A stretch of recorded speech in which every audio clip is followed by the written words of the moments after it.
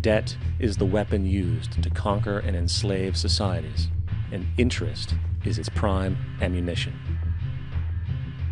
And as the majority walks around oblivious to this reality, the banks, in collusion with governments and corporations, continue to perfect and expand their tactics of economic warfare, spawning new bases, such as the World Bank and International Monetary Fund, while also inventing a new type of soldier, the birth of the economic hitman.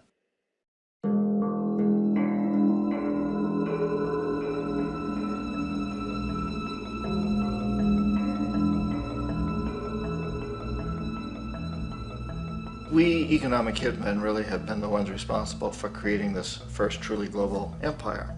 And we work many different ways.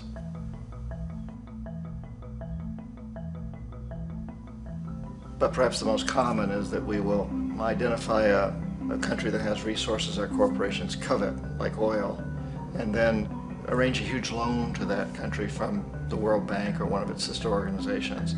But the money never actually goes to the country. Instead, it goes to our big corporations to build infrastructure projects in that country, power plants, industrial parks, ports, things that benefit a few rich people in that country, in addition to our corporations, but really don't help the majority of the people at all. However, those people, the whole country is left holding a huge debt.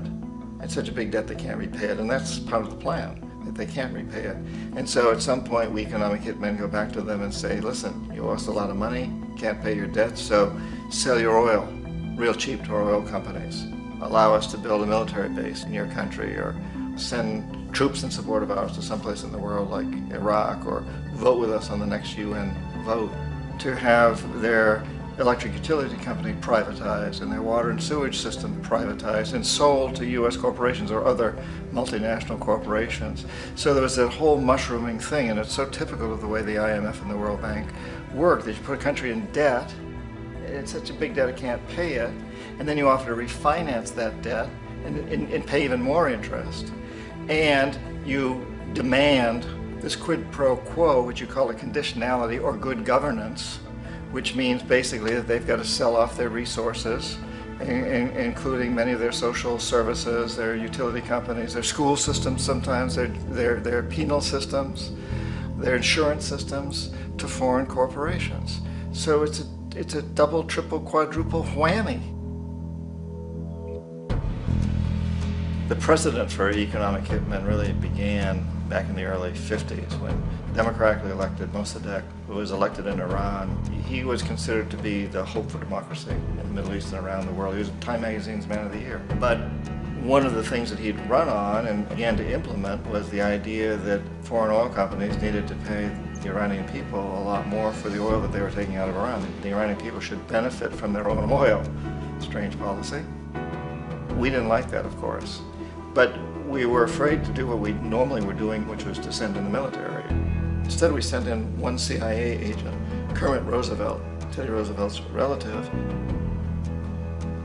And Kermit went in with a few $1 million and was very, very effective and efficient. And in a short amount of time, he managed to get Mossadegh overthrown and brought in the Shah of Iran to replace him, who always was favorable to oil. And it was extremely effective. Mobs overflow Tehran. Army officers shout that Mossadegh has surrendered and his regime as virtual dictator of Iran is ended. Pictures of the Shah are paraded through the streets as sentiment reverses. The Shah is welcomed home. So back here in the United States, in Washington, people looked around and said, wow, that was easy and cheap. So this established a whole new way of manipulating countries, of creating empire. The only problem with Roosevelt was that he was a card-carrying CIA agent, and had he been caught, the ramifications could have been pretty serious. So very quickly at that point, the decision was made to use private consultants to channel the money through the World Bank or the IMF or one of the other such agencies, to bring in people like me who worked for private companies, so that if we got caught, there would be no governmental ramifications.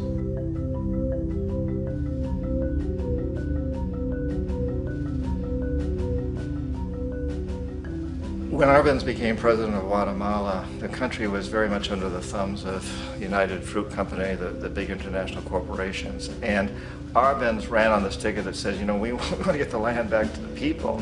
And once he took power, he was implementing policies that would do exactly that, give the land rights back to the people. United Fruit didn't like that very much. And so they hired a public relations firm, launched a huge campaign in the United States to convince the United States people, the citizens of the United States, and the press of the United States, and the Congress of the United States, that Arbenz was a Soviet puppet, and that if we allowed him to stay in power, the Soviets would have a foothold in this hemisphere. And that, at that point in time, was a huge fear on everybody's mind, the Red Terror, the Communist terror. And so, to make a long story short, out of this public relations campaign came a commitment on the part of the CIA and the military to take this man out. And in fact, we did. We sent in planes, we sent in soldiers, we sent in jackals, we sent everything in to take him out, and did take him out. And as soon as he was removed from office, the new guy that took over after him basically reinstated everything to the big international corporations, including United Fruit.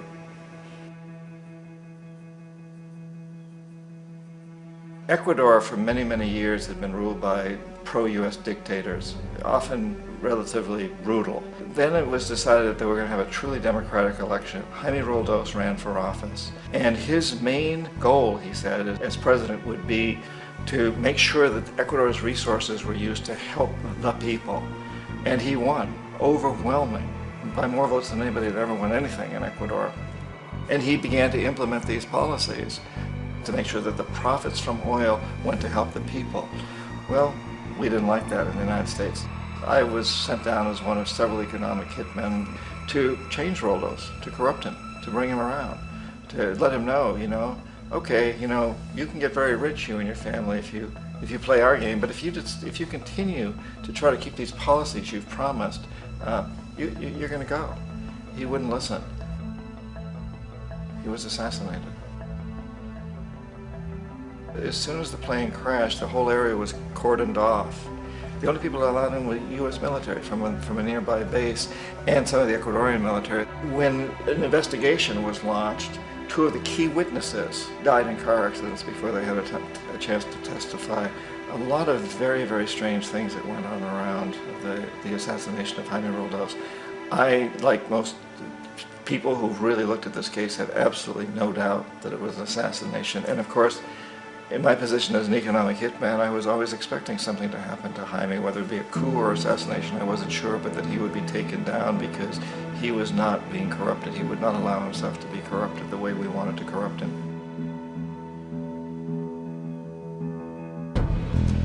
Omar Torrijos, president of Panama, was, you know, one of my favorite people. I really, really liked him. He was very charismatic. He was a guy who really wanted to help his country. And when I tried to bribe him or corrupt him, he said, look, John, he called me Juanito. He said, look, Juanito, I don't need the money.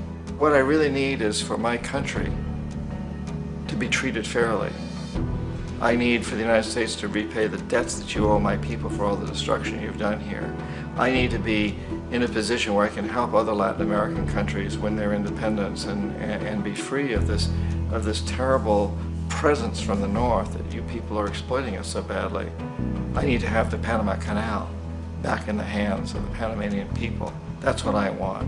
And so, leave me alone. Don't try to bribe me. It was 1981, and in May, Jaime Roldos was assassinated. And Omar was very aware of this.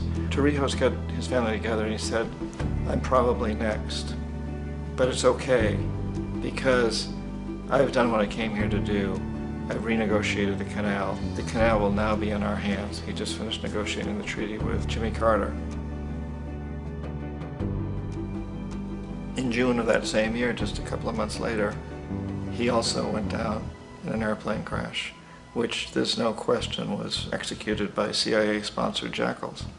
Tremendous amount of evidence that one of Torrijos' security guards handed him at the last moment as he was getting on the plane a tape recorder, a small tape recorder that contained a bomb.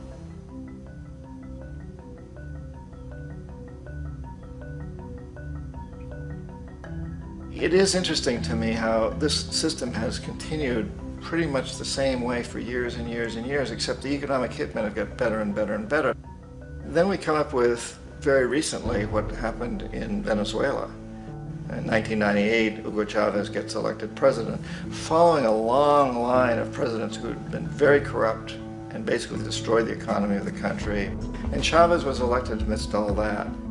Chavez stood up to the United States, and he's done it primarily demanding that Venezuelan oil be used to help the Venezuelan people. Well, we didn't like that in the United States. So in 2002, a coup was staged, which there's no question in my mind, and most other people's minds, that the CIA was behind that coup.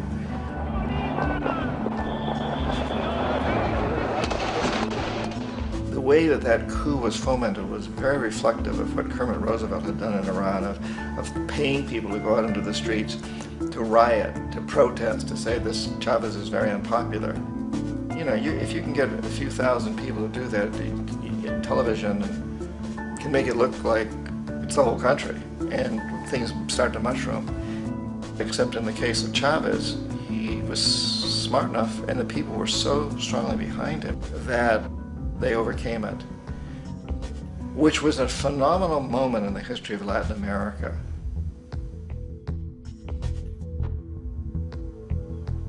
Iraq actually is a perfect example of the way the whole system works. So we economic hitmen are the first line of defense. We go in and we try to corrupt governments and get them to accept these huge loans, which we then use as leverage to basically own them.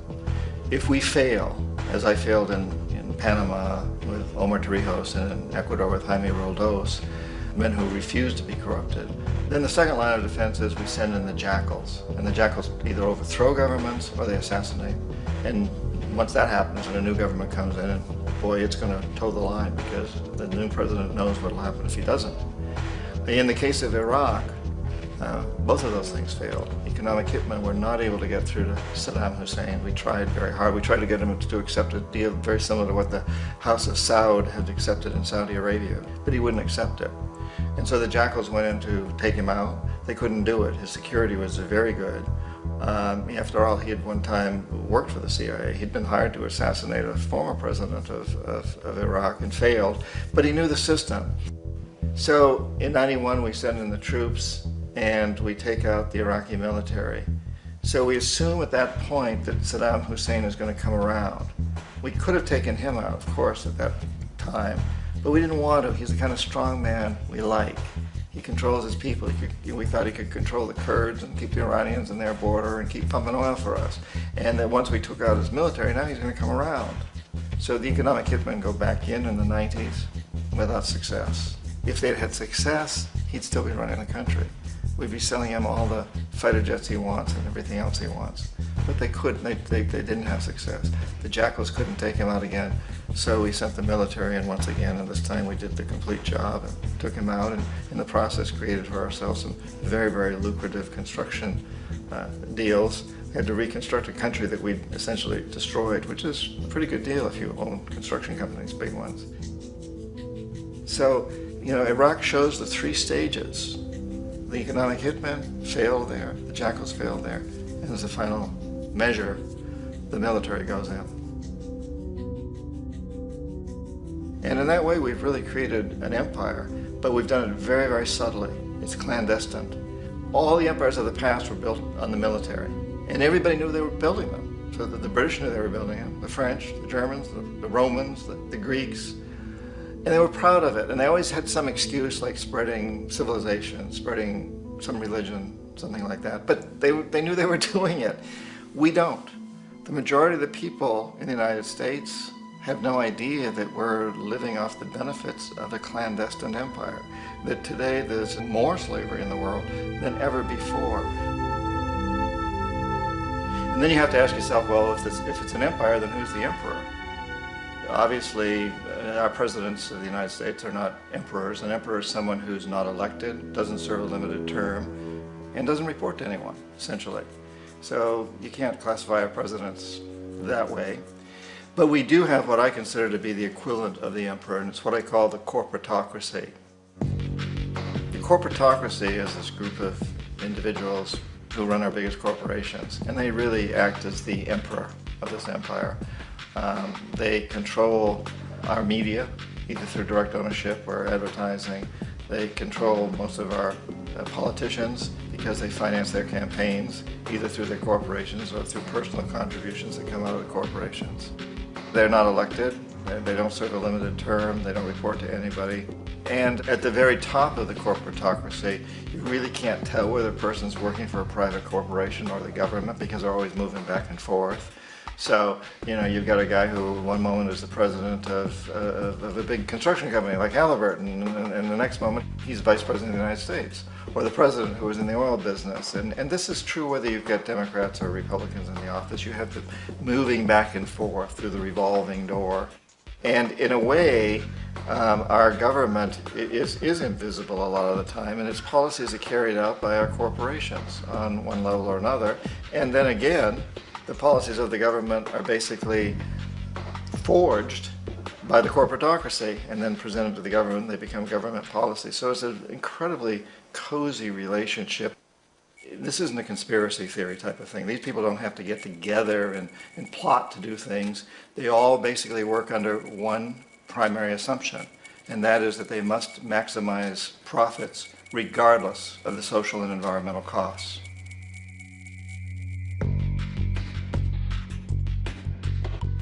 This process of manipulation by the corporatocracy through the use of debt, bribery, and political overthrow is called globalization. Just as the Federal Reserve keeps the American public in a position of indentured servitude through perpetual debt, inflation, and interest, the World Bank and IMF serve this role on a global scale. The basic scam is simple. Put a country in debt either by its own indiscretion or through corrupting the leader of that country, then impose conditionalities or structural adjustment policies, often consisting of the following. Currency devaluation. When the value of a currency drops, so does everything valued in it. This makes indigenous resources available to predator countries at a fraction of their worth. Large funding cuts for social programs. These usually include education and healthcare, compromising the well-being and integrity of the society, leaving the public vulnerable to exploitation. Privatization of state-owned enterprises. This means that socially important systems can be purchased and regulated by foreign corporations for profit. For example, in 1999, the World Bank insisted that the Bolivian government sell the public water system of its third largest city to a subsidy of the U.S. corporation Bechtel. As soon as this occurred, water bills for the already impoverished local residents skyrocketed. It wasn't until after a full-blown revolt by the people that the Bechtel contract was nullified. Then there is trade liberalization, or the opening up of the economy through removing any restrictions on foreign trade. This allows for a number of abusive economic manifestations, such as transnational corporations bringing in their own mass-produced products, undercutting the indigenous production and ruining local economies. An example is Jamaica, which, after accepting loans and conditionalities from the World Bank, lost its largest cash crop markets due to competition with Western imports. Today, countless farmers are out of work, for they are unable to compete with the large corporations. Another variation is the creation of numerous seemingly unnoticed, unregulated, inhumane sweatshop factories, which take advantage of the imposed economic hardship. Additionally, due to production deregulation, environmental destruction is perpetual, as a country's resources are often exploited by the indifferent corporations while outputting large amounts of deliberate pollution. The largest environmental lawsuit in the history of the world today is being brought on behalf of 30,000 Ecuadorian Amazonian people against Texaco, which is now owned by Chevron. So today it's against Chevron, but for activities conducted by Texaco. Estimated to be more than 18 times what the Exxon Valdez dumped into the coast of Alaska. In the case of Ecuador, it wasn't an accident. The oil companies did it intentionally. They knew they were doing it to save money out there rather than arranging for proper disposal.